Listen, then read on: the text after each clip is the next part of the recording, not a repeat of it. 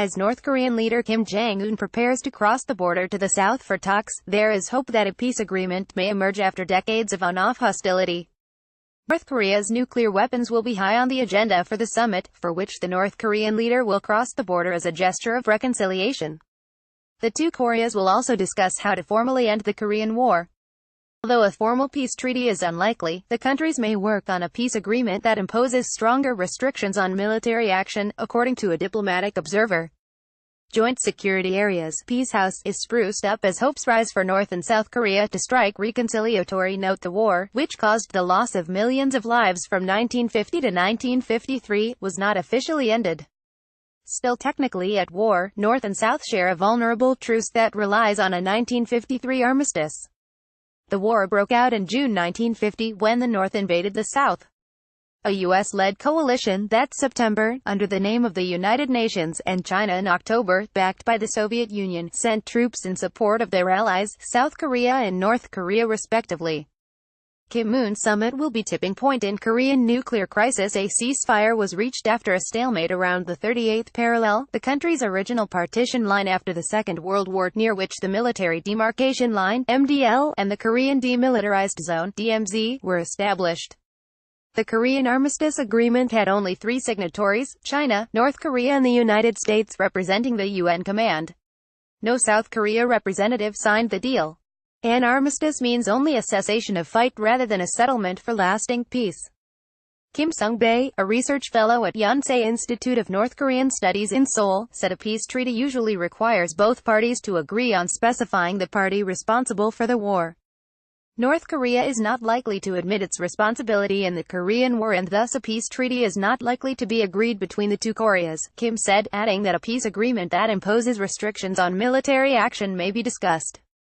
From axe murders to secret submarine missions, North Korea's top 10 deadliest provocations, a peace agreement would still function to provide legal restrictions to end the hostility, he said.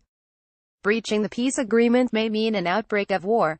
Kim said, there was hostility after the signing of the armistice. Noticeable conflicts included an attempt to assassinate South Korean President Park Chung-hee in 1968, the axe attack that killed 2 U.S. Army officers in the DMZ in 1976, and the bombing of Korean Air Flight 858 in 1987 in which 115 people were killed.